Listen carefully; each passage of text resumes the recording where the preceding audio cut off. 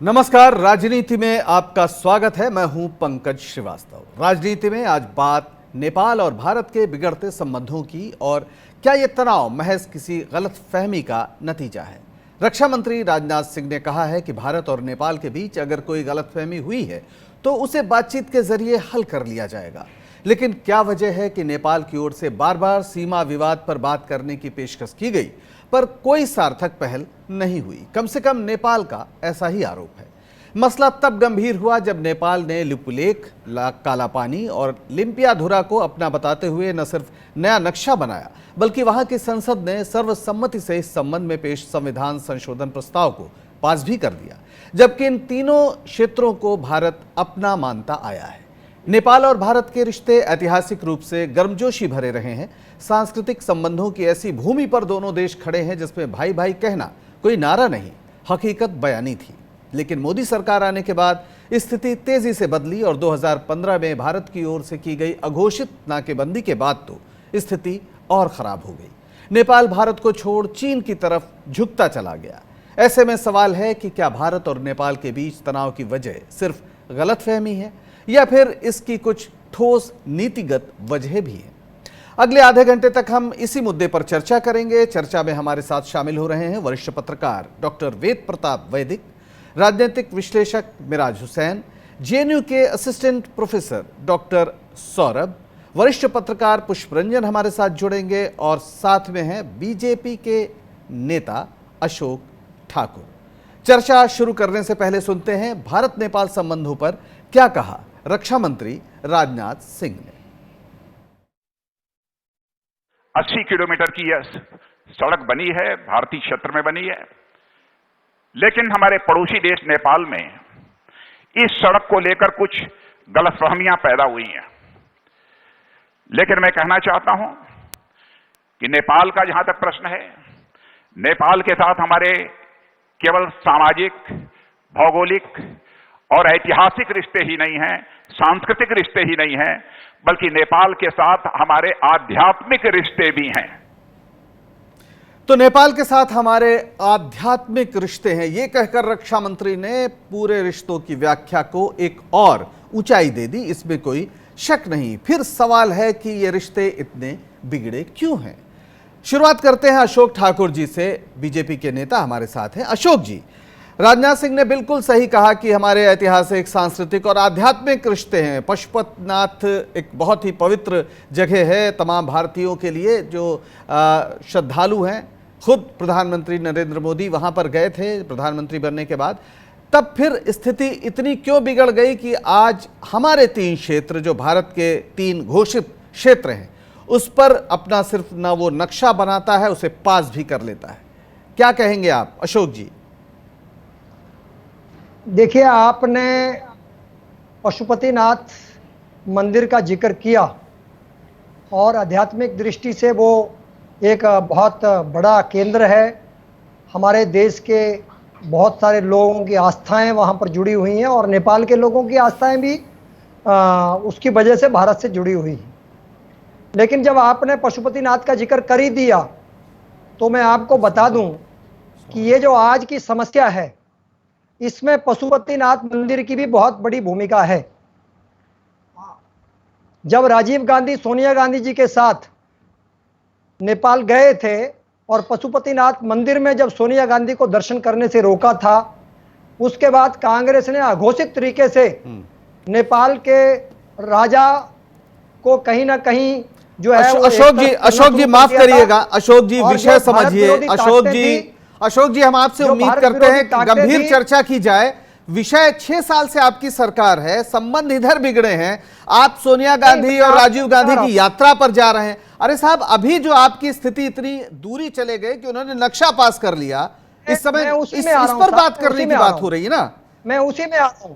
नहीं तो आप विषय तो अगर आप सीधे बात करेंगे तो ज्यादा बेहतर बात हो पाएगी। जी, जो माओवादी ताकतें थी उनको कांग्रेस ने परोक्ष रूप से बढ़ावा देना शुरू किया। माओवादी वहां पर सरकार में है सर, वहां चुनाव जीतकर सरकार में है। वो भारत का मसला नहीं है, आपकी सरकार 6 साल से है वहां माओवादी सरकार में है। जो राजा वहां पर थे वो लगातार भारत के साथ उनके बहुत अच्छे रिलेशन थे, भारत के प्रति उनकी श्रद्धा थी, आस्था थी। भारत के साथ तो वो सामाजिक, भौगोलिक और सांस्कृतिक और आध्यात्मिक दृष्टि से जुड़े हुए थे। उनको अपदस्थ करने के बाद जो ताकतें वहां पर आई, कहीं ना कहीं उसके लिए कांग्रेस जिम्मेदार है, और वो कहीं ना कहीं भारत विरोधी ताकतें उसमें बहुत बड़ी यानी ताकत आप में ये थी। कहना और चाहते हैं कि नेपाल की जनता ने भारत विरोधी लोगों को चुनकर वहां पर सरकार, वो चुनी हुई सरकार है। बहरहाल आपसे बाद में बात करेंगे। जेएनयू के स्कूल ऑफ इंटरनेशनल स्टडीज के असिस्टेंट प्रोफेसर डॉक्टर सौरभ, ठीक है आपकी बात आ गई। अशोक जी आप जो कहना चाह रहे हैं, डॉक्टर सौरभ, क्या भारत के खिलाफ नेपाल इसलिए हो गया है कि कांग्रेस ने गड़बड़ियां की थी और वहां पे भारत विरोधी ताकतों को मजबूत किया है, या फिर आज की जो हमारी सरकार है कहीं ना कहीं हमारी यह कूटनीतिक विफलता है कि हम नेपाल को भी अपने साथ नहीं रख पाए?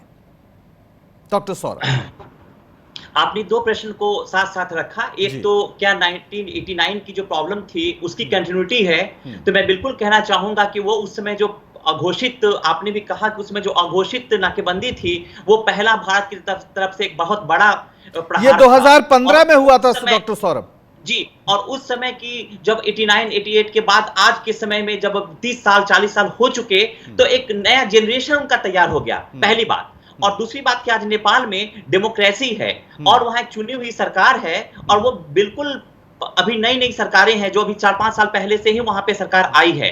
तो वो सरकार के साथ सामने अभी काफी अस्थिरता है, और उस अस्थिरता को दबाने के लिए, आपसी डोमेस्टिक प्रॉब्लम को जब वो सॉल्व नहीं कर पा रहे हैं, तो उसे दबाने के लिए ही एक नया भारत के इस, जो कि बहुत लंबे समय से इनका चल रहा है ये इशू, कोई आज पहली बार नहीं है, लेकिन उससे संविधान को संविधान सभा में पास कराकर इस नक्शे को नेपाल ने एक औपचारिक काम किया है, जो कि एक कूटनीतिक रूप से जिस चीज को सॉल्व करना चाहिए था उसे एक बेवजह का एक नया स्वरूप दे दिया है। तो मुझे लगता है कि नेपाल ने इस प्रॉब्लम को सॉल्व करने के बजाय ज्यादा कॉम्प्लिकेटेड बनाया है, और भारत की कूटनीतिक विफलता नहीं है, क्योंकि भारत के साथ काफी लंबे समय से बातचीत चल रही है और 98% मामले पे सॉल्व हो भी चुके हैं। सिर्फ दो इशू, एक सुस्ता और एक ये यहाँ पे काला पानी का जो इशू था जो अभी तक सॉल्व नहीं हो पाया था, तो वार्ता चल रही है। वरिष्ठ पत्रकार वेद प्रताप वैदिक हमारे साथ है, उनसे भी बात कर लेते हैं। वैदिक जी, क्या हमारी कोई कूटनीतिक विफलता नहीं है? वहां पर नक्शा में भारतीय क्षेत्र को शामिल किया जाता है, सब लोग मिलकर, यानी सभी पार्टियां, कांग्रेस और कम्युनिस्ट दोनों एक साथ आते हैं, मधेसी भी साथ आते हैं, और सर्वसम्मति से उसे पास कर दिया जाता है जिसमें भारतीय क्षेत्र है। और उनका यह भी आरोप है कि हमने समय रहते, यानी भारत ने बात ही नहीं की, बात करने की जरूरत नहीं समझी। हालांकि आज रक्षा मंत्री अब ये कह रहे हैं कि अगर कोई गलतफहमी तो हम बात करेंगे। क्या आपको लगता है कि भारत का जो पूरा रवैया है उसमें कोई समस्या नहीं है, सारी समस्या दरअसल नेपाल की है? नहीं, मैं तो ऐसा नहीं, नेपाल की तो आक्रामकता है ही कि जरूरत से ज़्यादा उन्होंने रिएक्ट कर दिया है। लेकिन नेपाल जैसा देश है, एक छोटा देश है, छोटे देशों का थोड़ा ईगो बड़ा होता है, ज़्यादा वो नाजुक मिजाज होते हैं। तो एक बात और हमको समझ लेना चाहिए कि ये मामला जितना भारत और नेपाल का है उससे ज़्यादा कम्युनिस्ट पार्टी के अंदरूनी झगड़ों का है। यानी अभी जो प्रधानमंत्री हैं केपी ओली शर्मा, उनको हटाने के लिए प्रचंड और माधव नेपाल जो पार्टी के काफ़ी बड़े नेता हैं, वो दोनों बड़ी कोशिश कर रहे हैं। उनका मुकाबला कैसे किया जाए? आप देखें, महीने भर पहले तक केपी ओली बड़ी नरम बात कर रहे थे और प्रचंड वगैरह काफ़ी तेज बात भारत के खिलाफ कर रहे थे, लेकिन अभी केपी ओली को अपनी राय बदलना पड़ी और केपी ओली ने ऐसे ऐसे बयान दे दिए भारत के बारे में कि भारत शेर बना हुआ है और भारत ये कर रहा है, भारत वो कर रहा है, और हम ये कर देंगे और हम वो कर देंगे। जो केपी ओली का स्वभाव नहीं है, ऐसे बयान उनको देना पड़ रहे हैं क्योंकि उनको अपनी कुर्सी बचाना है। और आप एक बात और गौर करें कि नेपाली कांग्रेस ने समझौते के कई प्रस्ताव दिए थे। मेरी खुद नेपाली कांग्रेस के बड़े नेताओं से बात हुई, उन्होंने मुझे खुद कई कूटनीतिक सुझाव दिए कि चुपचाप बात करके इस मामले को हल किया जाए। और जो मधेसी लोग हैं वो केपी ओली का विरोध कर रहे थे, लेकिन आप देखें कि सर्वसम्मति से पास हुआ है, बल्कि मैं कहता हूँ सर्वकोमति से पास हुआ है ये प्रस्ताव, कि सबने मिलकर इसके पक्ष में वोट दे दिया। क्योंकि जो भी पार्टी इसके विपक्ष में वोट देती, इसका विरोध करती, वो बदनाम हो जाती। नेपाल की जनता में वो लोग अपना वर्चस्व खो देते, प्रभाव खो देते। इसलिए नेपाल की आंतरिक राजनीति का प्रश्न ज्यादा है। जहां तक भारत का सवाल है, पिछले 200 साल से सुगौली की संधि हुए कितने साल हो गए, 1816, 204 साल हो गए, तब से भारत का उस क्षेत्र पर पूरा अधिकार है। और आप देखें कि 2015 में जब चीन के साथ बातचीत हुई मानसरोवर का रास्ता खोलने की, तिब्बत तक जाने की, तो चीन ने भी हमारा समर्थन किया। उस जगह को चीन ने हमारा माना, यानी चीन ने हमारा माना, लेकिन नेपाल हमें उसे अपना मानता है। ये एक अजीब स्थिति है, क्योंकि हम तो ये मानते हैं या आमतौर पर कि चीन के इशारे पर नेपाल इतनी ताकत दिखा रहा है। मिराज हुसैन साहब, आप इस पूरी परिस्थिति को कैसे देखते हैं? आपके पास आएंगे डॉक्टर वैदिक, हम दोबारा आएंगे, हमारे दूसरे गेस्ट भी हैं हमारे साथ। मिराज हुसैन साहब, आपकी क्या टिप्पणी है? जी, एक बात मैं कहूँ, वो ये कि मैं नेपाल की इस बात के लिए तारीफ करता हूँ कि नेपाल बराबर ये कहता रहा कि हम इस पर कूटनीतिक वार्ता करेंगे। ठीक है, उन्होंने अपने विदेश सचिव को भी नियुक्त किया इसके लिए, वार्ता के लिए, लेकिन हमने ढील दे दी, हमने परवाह नहीं की। यानी हमने बात नहीं की, तो ये गंभीर बात है कि आप अगर नेपाल बात करना चाह रहा था तो हमने समय रहते बात क्यों नहीं की? मिराज हुसैन साहब, आपकी टिप्पणी। देखिए, इस पे मैं 3-4 बातें बहुत इम्पोर्टेंटली बता दूं, जो बहुत सारे पैनलिस्ट मुझे लगता है अनअवेयर हैं उन बातों से। पहली बात कि 70 सालों में नेपाल ने जो गोली चलाई है आज, जिसमें एक हिंदुस्तानी की मौत हो गई और 4 लोग घायल हो गए, ये एक बहुत अनकॉमन फिनोमिना है। आज तक ऐसा देखने को नहीं मिला, और इतनी ज्यादा जुर्रत और इतनी मजबूत सरकार के सामने ऐसी जुर्रत कर देना, ये बड़ी सोचनीय बात है कि भाई 56 इंच के सीने के सामने गोलियां चला रहा है नेपाल जैसा देश, जो हमेशा हमारे साथ मित्रतापूर्ण रिलेशन में रहा है। दूसरी बात, वेद प्रकाश वैदिक जी ने कहा कि नेपाल बात करना चाह रहा था, हमने मना कर दिया। मैं हिंदुस्तान टाइम्स के आर्टिकल को रेफर कर रहा हूँ, उसमें छपा है कि India has offered dialogue to Nepal on the row of map, why PM Oli ignored. PM Oli को एक सप्ताह पहले जब ये पेश हो रहा था, इस आर्टिकल के अनुसार ये चीज उनके संसद में पेश होनी थी, उसके एक हफ्ता पहले सेक्रेटरी लेवल की बातचीत की जानकारी थी और भारत ने ऑफर किया था उस बातचीत को, लेकिन नेपाल ने उस बातचीत को ठुकरा दिया और उस पर कोई आगे बात नहीं की। तो ये कूटनीतिक फेलियर है। तीसरी बात, इसी तरह की डिबेट में मैं कुछ दिन पहले था, तो एक भाजपा के प्रवक्ता थे, वो कह रहे थे कि जो है ये कूटनीतिक विजय है और ये नक्शे वाली बात वापस हो गई, जिसको कि दीपक चौरसिया जैसे कुछ पत्रकारों ने भी ट्वीट किया था। लेकिन भारतीय जनता पार्टी की और मीडिया की इस मुल्क में एक प्रॉब्लम यह है कि हम जो है सच को झूठ और झूठ को सच बताने में तैयार खड़े हैं आज के टाइम पे, इसलिए निहायत ही गलत बातें की गई। और आज जब कूटनीतिक तौर पर हम विफल हो गए, तो एक सप्ताह बाद जो है हम उसको ना कि नकारने के, हम ये कह रहे हैं कि अब गलतफहमियां हो गई हैं। गलतफहमियां थी तो क्यों नहीं उस लेवल पर डिप्लोमेटिक बात की गई? बिल्कुल, मेरा ख्याल है कि ये गंभीर सवाल है कि जिस तरह से मीडिया में रिपोर्टिंग हुई और उसमें कहा गया कि नक्शा अब नहीं पास होगा, भारत ने समझा लिया है, लेकिन हकीकत कुछ और थी। बहरहाल, पुष्परंजन वरिष्ठ पत्रकार हमारे साथ जुड़े हैं फोन लाइन पर, जिन्हें नेपाल के मामलों की अच्छी जानकारी है। पुष्परंजन जी, आप ये बताएं कि अब जो स्थिति बन गई है, रक्षा मंत्री कह रहे हैं कि गलतफहमियां हैं, दूर कर ली जाएंगी। क्या सचमुच सिर्फ गलतफहमी का मसला है, या नेपाल भी वही दांव चल रहा है राष्ट्रवाद का, जो उसने अपने पड़ोसियों से सीखा है अपने विरोधियों को चित करने के लिए? समझने की आवश्यकता है। अभी जो ओली जी हैं, वो किसी तरह से अपनी कुर्सी को बचाने की कोशिश कर रहे हैं। तो ये चीजें पार्टी के भीतर भी मंथन किस तरह से चल रही थी, भाई कैसे उनको इस क्राइसिस से निकाला जाए। तो उन्होंने एक बड़ा मुद्दा अपने हाथ में ले लिया और इस मुद्दे को उन्होंने खेलना शुरू किया वहाँ बहुत कायदे से। लेकिन आज ही काठमांडू में जो बैठक पार्टी के भीतर चल रही है, उसमें इस इश्यू को ये लोग छोड़ना नहीं चाहते हैं। तो ये इंटरनली पार्टी में डाइवर्ट करने के लिए सारा इश्यू को उन्होंने एकदम आगे रखा है। इस चीज को तो ध्यान में रखने की आवश्यकता है। दूसरा, बार बार चीन कार्ड जो खेला जा रहा है, चीन कार्ड की एक दो फैक्चुअल चीजें जानने की आवश्यकता है। चीनी विदेश मंत्रालय ने 10 मई 2005 को एक प्रेस रिलीज जारी किया था। उसने स्पष्ट किया था कि काला पानी भारत और नेपाल के बीच का मामला है, इसे इन दोनों को ही सुलझाना है। ये मतलब 2005 की मैं बात कर रहा हूँ। दूसरा, अभी 2 हफ्ते, लगभग 2 हफ्ता होने जा रहा है, फिर चीनी विदेश मंत्रालय ने कहा कि भारत और नेपाल के बीच का मामला है, ये दोनों ही सुलझाए। अगर ये चीजें क्लियर नहीं होती तो कम से कम लिपुलेख मार्ग से जो अभी जो सारी चीजें क्लियर हो रही है चीन से, उस मार्ग को ये लोग विवादित मानते हैं और वो चीजें कंटिन्यू करती हैं। लेकिन ऐसा हुआ नहीं है। एक और सूचना आपको दे दूं, जो अपडेट चाहिए अगर आपको, तो वहां पर सरिता गिरी हैं, सभासद हैं, और उनको अभी सस्पेंड करने की तैयारी वहां पर चल रही है। समाजवादी पार्टी की सभासद हैं वो, और उनको ये बताया गया कि आपने व्हिप का वायलेशन किया है, वायलेट किया है व्हिप को, जो पार्टी व्हिप थी आपकी। उनका सरिता गिरी का मानना ये है, जेएनयू की प्रोडक्ट है सरिता गिरी, लॉ मेकर हैं उच्च सदन में। उनका सीधा सीधा मानना था कि यहाँ पर ये जो कुछ चल रहा है उसका कोई एविडेंस हमारे पास नहीं है।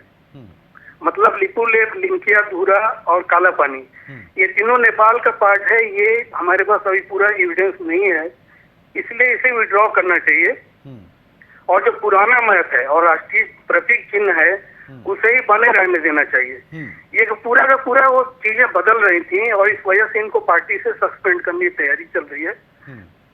आरोप उन पर ये है कि व्हिप उल्लंघन उसका कर रही है। हाँ। यानी चीजें अभी करंट में अपडेट करना चाहूंगा। बिल्कुल, लेकिन एक तो हकीकत है कि वहां उन्होंने नक्शा पास कर लिया, संविधान संशोधन कर लिया है, ये हकीकत है भारत लेकिन अभी उस पर राष्ट्रपति का साइन होना ठीक है, अब बाकी लेकिन राष्ट्रपति साइन नहीं करेगा, किसी लोकतंत्र में इसकी कोई गुंजाइश होती नहीं है, ये तो हम लोग समझते हैं। उसमें 36 घंटे और बाकी है। जी जी, ठीक है, इस पे हम लोग एक ब्रेक के बाद बात करेंगे। एक छोटा सा ब्रेक लेते हैं राजनीति में और फिर तुरंत हाजिर होंगे नए सवालों के साथ।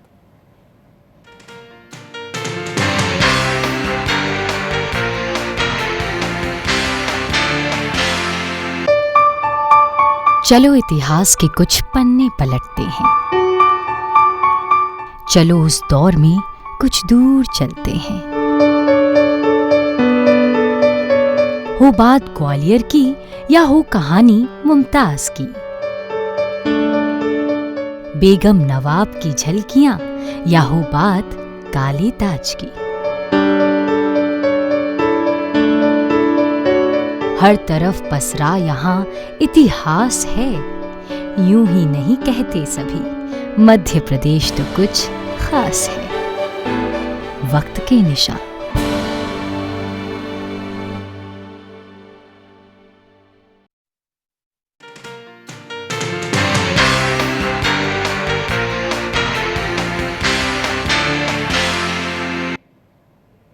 ब्रेक के बाद आपका एक बार फिर स्वागत है। आज हम राजनीति में चर्चा कर रहे हैं कि क्या नेपाल और भारत के बीच जो तनाव है उसके पीछे कुछ गलतफहमियां हैं या फिर उसकी और कुछ ठोस नीतिगत वजह हैं।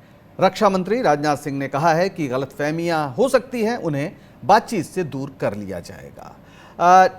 डॉक्टर सौरभ, आपने पहले पूरा ऐतिहासिक परिप्रेक्ष्य हमें दिया था। अभी जो स्थिति बन रही है, आप करीब से देखते हैं, इंटरनेशनल स्टडीज़ के आप शिक्षक हैं, क्या नेपाल अपने दम पर और आंतरिक कारणों से ही ऐसा कर रहा है या फिर वो इस पूरी जो हमारी जो ये पूरी दक्षिण एशिया की राजनीति है उसमें कुछ ज़्यादा महत्वपूर्ण भूमिका अदा करने के लिए एक उसकी महत्वाकांक्षा हमें दिख रही है? नहीं, मुझे ऐसा नहीं लगता है कि दक्षिण एशिया में वो अपने प्रभाव को ज्यादा बढ़ाने के लिए भी ज्यादा इच्छुक है। लेकिन पहला उसका प्रश्न है कि जो वहाँ की डोमेस्टिक पॉलिटिक्स है, जो हम सभी लोगों ने बार बार उसको इंगित किया है, वो ज्यादा महत्वपूर्ण है। ओली साहब को अपनी कुर्सी बचानी है और जो बाकी राजनीतिक दल हैं उनको फिर से चुनाव में आज न कल जाना है। तो वो अपने आप को एक भारत समर्थित दल के रूप में हमेशा अपने आप को नहीं प्रस्तुत करना चाहते हैं, भले ही वो भारत के बिना कुछ करने में शायद सक्षम ना हो। पहली बात। दूसरी बात कि जो भी नेपाल में जो घटना हो रही है, जो बार बार हुआ कि उनके पास एविडेंस नहीं है। आज के समय से 1816 से लेके अभी तक ये हमेशा भारत के साथ ये जो भूभाग रहा है, और अचानक नेपाल में इतना अचानक एग्रेसिव रुख लेकर, वो रोड कोई आज रातों रात नहीं बना है, वो पिछले लंबे समय से, वर्षों से बन रहा है, और अब जाकर राजनाथ सिंह ने उसका उद्घाटन किया था। तब नेपाल ने अचानक ही पिछले 1 महीने के अंदर में इतने एग्रेसिव जो आक्रामक रूप अपनाया, वो उसकी आंतरिक राजनीति का फल है। हम इसे उसके दक्षिण एशिया में ज्यादा प्रभाव बनाने की कोशिश के रूप में नहीं देखें, बल्कि उसे अपनी राजनीतिक प्रधानमंत्री की कुर्सी बचाने के लिए ओली साहब की एक ठीक नीति है। यानी आपका कहना है कि ये सिर्फ और सिर्फ ओली की कुर्सी का मसला है, और एक तरफ ये भी कहा जाता है कि ये संप्रभुता का भी मसला है, राष्ट्रवाद का भी मसला है। डॉक्टर वैदिक, भारत में जिस तरह से राष्ट्रवाद को लेकर एक राजनीतिक नैरेटिव बनाया गया है, क्या इसका असर नेपाल पे नहीं पड़ा होगा? वो भी कह रहे हैं कि साहब हमारी भी संप्रभुता महत्वपूर्ण है, और हम भी वैसे ही अपने नेता, यानी वहां के नेता सोच रहे हैं कि हम भी वैसे ही मजबूत बने राजनीतिक रूप से, जैसे भारत में राजनीतिक दल बीजेपी खास तौर पर या मोदी जी बने हुए हैं। तो उनको यह हक क्यों नहीं होना चाहिए? नहीं, उनको ये है, और इस होने को मैं गलत भी नहीं मानता हूँ। और ये तो मैं पहले ही कह चुका हूँ कि जो भूवेष्टित देश होते हैं, छोटे देश होते हैं, जैसे मंगोलिया है, नेपाल है, अफगानिस्तान है, इनकी अपनी इयत्ता होती है, इनका अपना एक वजूद होता है, अपनी एक अस्मिता होती है। उसका खंडन वो तुरंत देख नहीं सकते, उसके मामले में बड़ी नज़ाकत से पेश आते हैं। इसलिए हमको नेपाल की संवेदनाओं का ध्यान जरूर रखना चाहिए। लेकिन मैं नेपाल के नेताओं से, पिछले हफ्ते मेरी बहुत नेताओं से बात हुई पार्टियों के, उनसे मैंने कहा कि आप ये संविधान संशोधन जबरदस्ती जो कर रहे हैं, इसका क्या फायदा है? क्या आप फौजें भेज के हमारी सड़क पे कब्जा कर सकते हैं? क्या आपके पास इतनी ताकत है कि आप वहाँ एक नई सड़क हमारी सड़क के ऊपर बना दें? आप कर नहीं सकते हैं। फिजूल संविधान में संशोधन कर रहे हैं। उस संशोधन को अगर फिर हटाना पड़ा तो फिर क्या संसद के पास जाएंगे? फिर 2/3 बहुमत की जरूरत पड़ेगी। इतना सब प्रपंच नाटक करने की, नौटंकी करने की जरूरत ही नहीं थी। जरा भारत सरकार को जोर से धमकाना था, जोर से कहना चाहिए था। खुद नरेंद्र मोदी को फोन करना चाहिए था, ओली को, कि भाई बात करो, कोरोना का संकट है, ठीक है, उससे हम मिलकर लड़ेंगे, हम आपके साथी हैं, हम आपके भ्रातृ देश हैं, लेकिन इस मामले पे बात करो। इसलिए भी बात करने की जरूरत थी इस समय, क्योंकि लद्दाख में जो चीन के साथ दंगल चल रहा है, नेपाल पर ये भी शंका कर रहे हैं हमारे लोग, और ये शंका निराधार नहीं है। ये इसका आधार भी हो सकता है कि चीनी लोग एक तरफ तो हमारा साथ दे रहे हैं औपचारिक तौर से उस सीमा के मामले में, लिपुलेख वगैरह के मामले में, लेकिन अंदर ही अंदर नेपाल को भड़का रहे हैं। क्योंकि जो चीनी राजदूत है काठमांडू में, वो केपी ओली के साथ मिलके उनको और दूसरे उनकी पार्टी के लोगों पर प्रेफरेंस दिला रहे हैं। तो ये भी संभव है। बिल्कुल, हमारे पास समय अब कम बचा है। डॉक्टर वैदिक, हम दूसरे भी जो हमारे अतिथि हैं उनसे बात कर लें। अशोक जी, अब कम से कम जो बात करने की बात थी, अब ये स्पष्ट है कि बात नहीं हुई, और जैसा डॉक्टर वैदिक कह रहे हैं कि अगर मोदी जी खुद फोन करके हस्तक्षेप करते तो शायद स्थिति बदल जाती। आपको लगता है कि अभी बात की गुंजाइश बची हुई है, या बहुत दूर चला गया है नेपाल? कैसे लाएंगे मेज पर वापस बातचीत की? देखिए, मैं समझता हूं कि संभावनाओं का हमेशा चलती हैं, संभावनाएं रहती हैं, और जैसा कि रक्षा मंत्री जी ने कहा है कि इस पर उचित निर्णय समय आने पर लेंगे, और भारत सरकार भी इस पर नज़र बनाए हुए है, और निश्चित तौर पर इसमें जो भी रास्ता बनेगा वो भारत सरकार समय आने पर वो कदम उठाएगी। अब नेपाल ने इसमें संविधान में संशोधन करके जो गलतियां की हैं, अगर उनको सुधारना भी है तो उन्हीं को सुधारना है। पर अब देखते हैं आगे क्या क्या होता है समय आने पर। जहां तक चीन की बात है, या कहीं ना कहीं पाकिस्तान का भी बीच में नाम आया है, तो चीन कहीं ना कहीं वहां, जैसा कि वैदिक जी कह रहे हैं हमारे, वो बिल्कुल सही कह रहे हैं कि चीन कहीं ना कहीं अंदर कुछ खेल खेल रहा है, और खेलने की कोशिश भी कर रहा है, लगातार पिछले दिनों से खेलता है। और मुझे लगता है कि भारत सरकार समय आने पर सही फैसला लेगी। ठीक है मिराज हुसैन साहब, ये चीन के खेल को, हम चीन का खेल अगर है भी, तो सवाल है कि हमें इस खेल में सकारात्मक हस्तक्षेप करने से किसने रोका है? हमारे वो दांव कहां हैं? हम क्यों नहीं कर पा रहे हैं? देखिए, मैं इसमें 2-3-4 चीजें जोड़ दूं। एक पहली चीज ये है कि जिस दिन से लद्दाख को यूनियन टेरिटरी बनाया गया है। अगर आप सही से विश्लेषण करेंगे तो चीन इस बात पे भड़क गया, तो चीन ने स्कीम बनानी शुरू कर दी। जो दूसरा पहलू आया कि एक तरफ चीन जो है नेपाल पर स्टेटमेंट देता है कि नहीं हमें कोई प्रॉब्लम नहीं है, और दूसरी तरफ जो है नेपाल को भड़काता है कि तुम आगे बढ़ के खेल करो। चीन का स्पष्ट एजेंडा है, एक तरफ से पाकिस्तान को मदद करनी है, दूसरी तरफ से उसे नेपाल को मदद करनी है, और तीसरी तरफ से खुद इंट्रूजन करना है, जिससे भारत पूरी तरह से फंस जाए और उसके पड़ोसी जो है उसके ऊपर मोहरा बनाकर वार करते। ये क्लियर स्कीम है चीन की, और इस चीन पर भारत जो है पूरी तरह डिप्लोमेटिकली फेल हो गया है। अगर हम नेपाल को वक्त रहते अपने साथ मिला लेते और अपनी बातें समझा देते तो शायद ये स्थिति पैदा नहीं होती। अब हम समय कम है, थोड़ा आखिर में हम पुष्परंजन जी से बात करना चाहेंगे। पुष्परंजन जी, अब जो पूरी स्थिति बनी है, क्या आपको लगता है कि वार्ता की मेज से बहुत दूर जा चुका है नेपाल, खासतौर पर नक्शा पास करने के बाद, या गुंजाइश बनी है? और क्यों भारत सरकार की जो नीतियां हैं वो इतने छोटे हमारे और ऐतिहासिक रूप से संबंध वाले देश को भी आज एक तरह से कहा जाए कि पराये खेमे में धकेल रही हैं?